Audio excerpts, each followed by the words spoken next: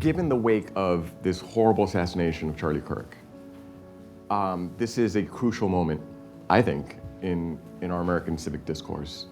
What are your reflections on what that assassination meant and what it means going forward? Well, I think the Charlie Kirk assassination genuinely is an inflection point. The impact on people around the country, most especially young people around the country. I felt it even at Princeton University with our undergraduates, and not just our conservative students.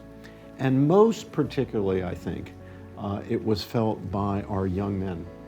I hope that our young people, especially our young men, and here I would say especially our more conservative, most especially our conservative Catholic and other Christian young men, do not draw from the assassination of Charlie Kirk the lesson that Charlie's methods don't work.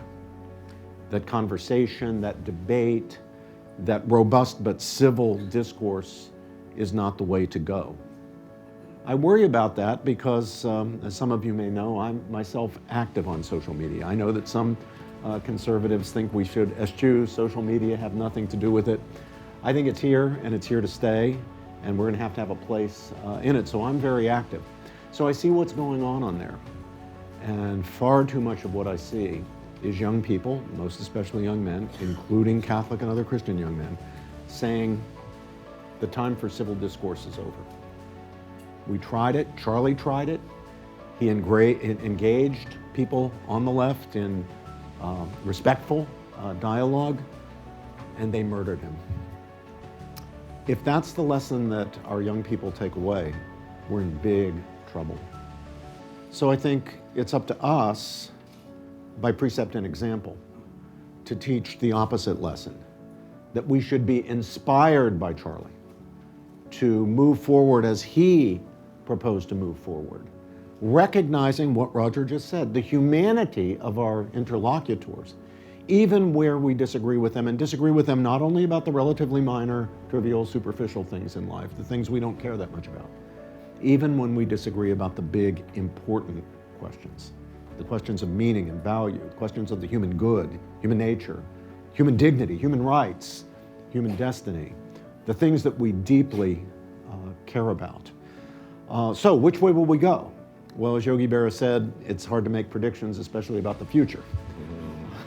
So I'm not predicting. You might ask, am I optimistic? Well, not really. But optimism isn't what matters, at least for those of us who are Christian. What matters is not optimism, but hope. And I am hopeful. That as people of hope, people who are bound to be, as a matter of principle, hopeful, it's our job to act. And that's the difference Father Richard John Newhouse always taught us between optimism and hope. Optimism is a matter of optics, how things appear.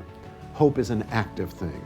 If we have that theological virtue, after all, the theological virtues, right, of faith, hope, and love, if we have that theological virtue of hope, then we will be impelled to, by precept and example, make a difference in the direction I think we do need to go, which is to restore and rebuild faith in civil discourse as the way forward. So that's what I think it means, Roger.